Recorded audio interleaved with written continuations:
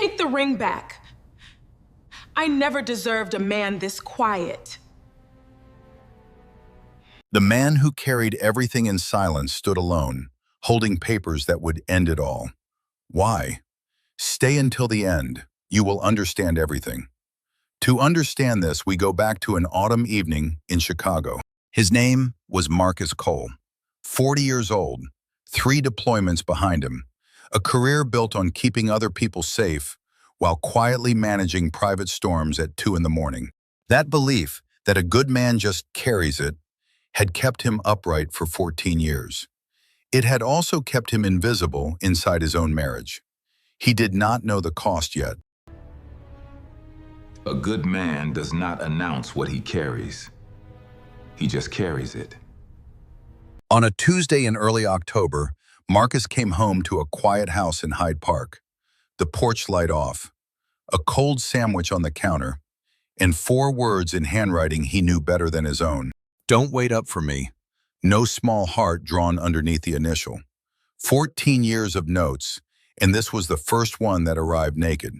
He noticed. He let himself believe it meant nothing. 4 words. No heart underneath. I noticed. Something in that house felt wrong. The same instinct that once kept him alive half a world away sent him to the bottom drawer of the study desk. What waited there would change everything. Beneath old invoices and expired warranties sat a bank statement for an account bearing only one name, not his, opened 8 months prior. Balance, $47,000. $47,000. An account I never knew existed. A man who spent 20 years finding what other people hid, and he never saw this coming, not even a fraction of it. The real question was not the money, it was how long. I spent 20 years finding what people hide. Never saw this coming. Some nights he lay awake counting the space between their bodies on the mattress. She faced the wall, he faced the ceiling. The silence between them had grown its own weight. Some nights I hear boots on gravel. Half a world away from any bed. The night shifts nobody knew about. 3 a.m. on the south side, clearing buildings alone so the check would cover what her mother needed, without anyone asking questions over breakfast. That Friday, he signed a contract worth $340,000, the biggest win of his career. And folded in his jacket pocket sat the reason none of it felt like winning. Biggest contract of my career. And divorce papers in my jacket. Sunday dinner at Octavia Washington's house in Bronzeville had been a fixture since the engagement. Fried catfish, greens, a tablecloth ironed every week whether company was coming or not. He has that same look Daddy used to get. Right before. I am scared, Mama. Scared I will end up just like you. You remember to get everything prepared, the way I told you last year. Marcus stood frozen in that dining room, the plates suddenly heavier than 4 pieces of china should ever feel. Gospel radio humming sweet and unbothered, 20 feet from a world ending. Last year. She said last year. Not last week. A whole year. Dinner was normal. Grace, laughter, the same story about the church bazaar. Marcus smiled in all the right places. He had been trained to hold steady. The room never saw him shake. He gripped that steering wheel on Lakeshore Drive so tight the knuckles went white. She scrolled her phone beside him. The lake stretched black and enormous and completely indifferent to whatever was breaking. I turned down Houston for her. She never even brought it up again. That night in the study, he opened her laptop. Not suspicion exactly, instinct. What he found was a calendar full of initials. Every other Thursday for 8 months. Cash payments, no trail. 8 months of therapy appointments. Cash only. She hid every single one. He closed the laptop the way a man closes a door he is not sure he can ever open again. The darkness arrived in the room the same way it had been arriving in his chest for months. 3 nights later, the old dreams returned, uninvited. Not the loud parts of deployment, the quiet ones. The specific weight of silence right before something goes wrong. His body remembered before his mind did. I told myself I was out. They come back when they want to.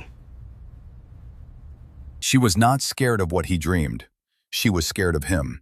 A 7-year-old girl's terror living inside a 38-year-old woman's body, and neither one of them had ever named it out loud. I cannot be here right now. I just cannot. She did not come back for 3 days, and when she did, she would not meet his eyes. He knew where she had gone. Bronzeville, the house that was always safer than his. She did not come back for 3 days. 3 days. At work, Marcus wore the same mask he always wore. Professional, controlled. Terrence had known him long enough to see through it. But Marcus had never been the kind of man who answered when asked. Brother, you have not slept in a week. Talk to me. Tony thinks you done things to the tunnel. Nothing I cannot handle. Same as always. He stood at that glass, looking at the lake stretching cold and vast below, and thought about how a man can guard towers all day and still miss the walls going up in his own home. I thought keeping the pain out of our house was the same as protecting her. Those were never the same thing at all. That Sunday, he carried a pie up the Bronzeville steps and smiled the way he always had. What he was about to overhear in the kitchen would confirm what the bank statement had only suggested. Through the cracked door, warm light and steam, and 2 voices pitched low. The specific intimacy of a mother and daughter discussing something no one else was meant to hear. I do not know how much longer I can keep doing this, Mama. Keep your voice down. Walls in this house carry further than you think. He set the plates down and finished setting that table like nothing had happened, because that is what he trained himself to do his whole life. Hold it steady, never let the room see. She was scared of me. My own wife. Scared of me. The drive home felt longer than geography could account for. 2 people in 1 car, carrying 2 completely different versions of the same marriage, and neither one brave enough to say it yet. I turned down everything. And she was building an exit the whole time. He searched the calendar one more time that night. The initials resolved into a name from an old insurance form. A therapist on the north side. Not betrayal, something more complicated than that. A therapist. Every other Thursday for 8 months. Not an affair. Therapy. He did not know what hurt worse, that she hid it or that she felt she had to. Either way, the house had been full of secrets long before he ever found that drawer. The call came on a Thursday. A former employee, recently fired, forced past the front desk. Marcus got the building clear. He got every person out before the police arrived. He did not get himself out. The impact was sudden and wrong. A metal door frame meeting ribs at a bad angle. Nothing heroic to look at, just enough damage to put a man who never stops down flat. White ceiling tiles. A water stain shaped like a state he had never lived in. Fluorescent hum. The particular helplessness of a man built to protect everyone, lying still with a tube in one arm. 20 years keeping people safe. Finally on the receiving end. He heard her before he saw her. That specific sound of shoes moving too fast on linoleum. And when she came through the door, her face just broke. She had never seen him like this. Not really. For the first time in 14 years, she was looking at a man who could not protect anybody, including himself. And something in that vulnerability was about to unlock the truth neither of them had spoken. I am so sorry. I am so sorry, Marcus. Her phone buzzed on the rolling table. The screen lit the dim room, and the notification sat long enough for both of them to read it before she grabbed the phone and turned it face down. He did not need to read it twice. The words registered the way a threat registers. Instant, clean, total, safety plan, documents ready for attorney review. Right there in blue light between them. Safety plan. Documents ready for attorney review.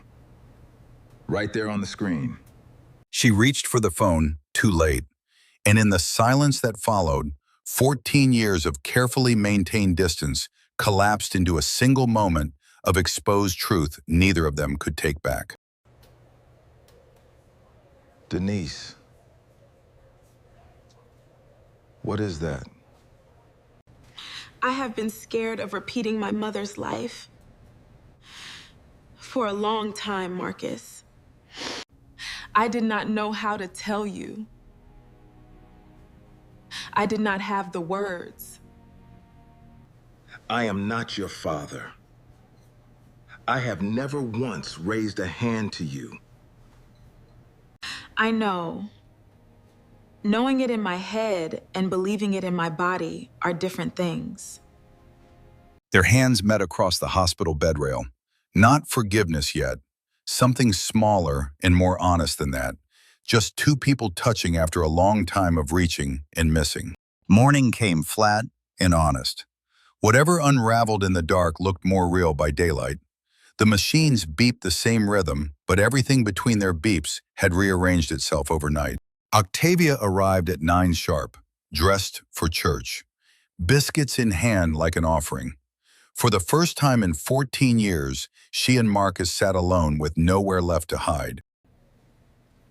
I owe you the truth. Whether either one of us wants to hear it. You remind me of him. Tall, quiet, steady on the surface. That is exactly what he looked like. I pushed my daughter away from you because I was terrified. I have regretted it for years. Something cracked open in his chest that had nothing to do with the broken ribs. For the first time in 20 years, somebody was looking at what he carried and naming it out loud. He was seen. You knew. The surgery money, the night shifts, Houston, all of it. I knew all of it. I told myself I was protecting her.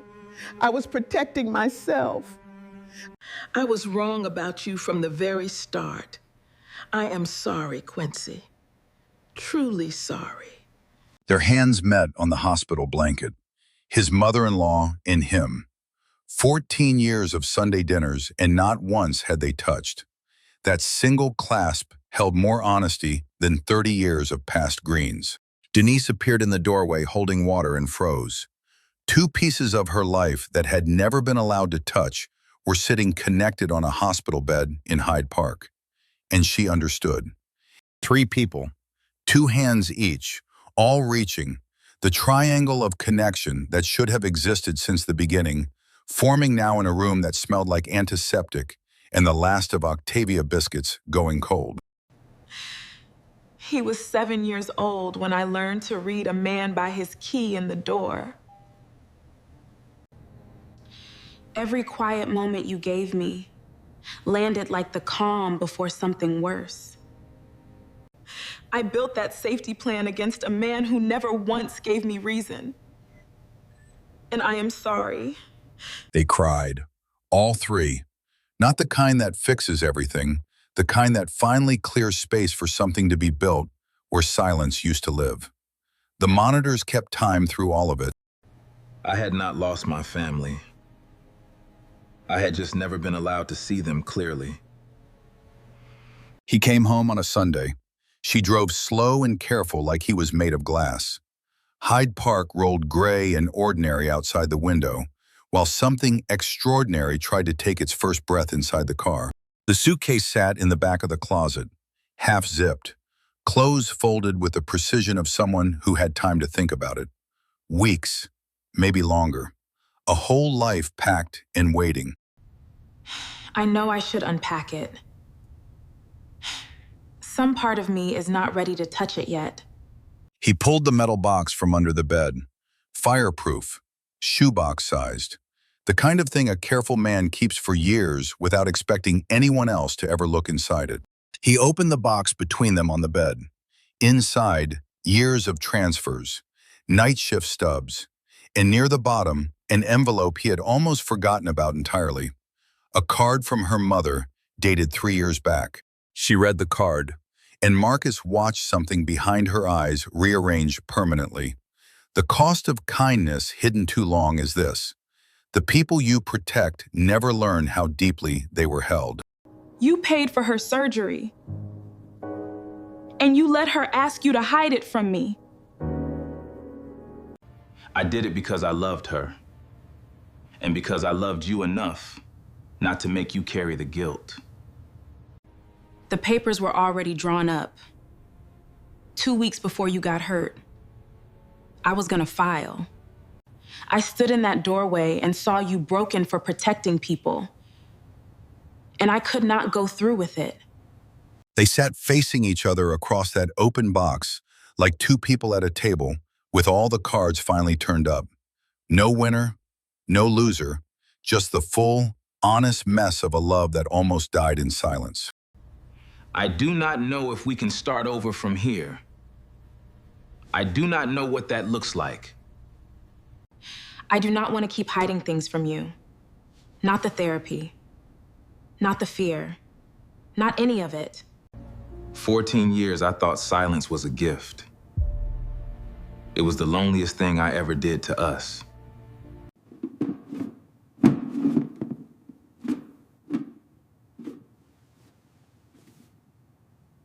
She closed the box, then reached for his hand instead. And for the first time in longer than either could remember, neither one was hiding anything. That was its own kind of beginning. 3 weeks later, they sat on a beige couch in a therapist's office on the north side. The same office Denise had been coming to alone. Now they walked in together. That difference was everything. Part of that account came from my mother. She put a deposit on an apartment in Memphis. She never canceled it, even after the hospital. 30 years of running does not undo itself in one conversation. Marcus sat with the truth settling over him. His first instinct was the old one. Swallow it, forgive privately, move on. But silence had nearly cost him everything. He chose differently this time. I finally understand what I almost let happen to us. I cannot carry it alone anymore. That Sunday, they went to Bronzeville as one. Not separately managed, not performing. Two people sitting across from a woman who had controlled their story long enough and asking the only question that mattered. I kept that apartment as insurance against my own healing. That is a hard thing to say out loud. Nobody noticed Willa standing in the doorframe, 7 years old, holding a crayon drawing against a yellow dress, watching everything, understanding more than any adult in that room suspected. Daddy, why is everybody crying? Did somebody get hurt again? A deployment could not break him. A hospital could not break him. A bank statement could not break him. But a 7-year-old daughter asking if somebody got hurt again broke him completely. No, baby. Nobody got hurt. We are just learning how to talk to each other. She ran to him. He lifted her onto the lap despite the ribs. And in that embrace, a father holding a child who drew 4 figures where there used to be 3, something healed that no therapist could reach. The next Sunday, Octavia opened the door before anyone knocked. No performance in the welcome, no careful composure, just a woman standing in morning light, having finally let go of the emergency she carried for 30 years. They crossed that threshold together, all four, the same house, the same tablecloth ironed every week. But the air inside had changed. Truth does that. It makes the same rooms feel bigger. On a Tuesday night at the kitchen table, Denise opened a laptop and showed Marcus something she built herself. No hidden folder, no secret balance, just honest pride offered openly across the dinner plates. First real profit this spring. I wanted you to see it. All of it. No hiding. He watched her light up. And that, watching someone you love succeed without needing to hide it, was worth more than any contract he would ever sign on the 28th floor. I still carry things. That is who I am. But I have learned the difference now. Some Sundays now, he drives them to Bronzeville with the window cracked the same way he always has. But the silence in the car is a different kind now, the kind that does not need filling. Octavia meets them before they knock. Door already open, radio already playing, the same house, no performance left inside it, just home. Same house, same smells, but nothing in it feels like a performance anymore. Sunday dinner. 4 people at a table that used to seat 3 secrets and a performance. Willa holds up a drawing with 4 figures. Octavia cries behind gold glasses. Nobody pretends not to notice. It just feels like home. Finally. For all 3 of us.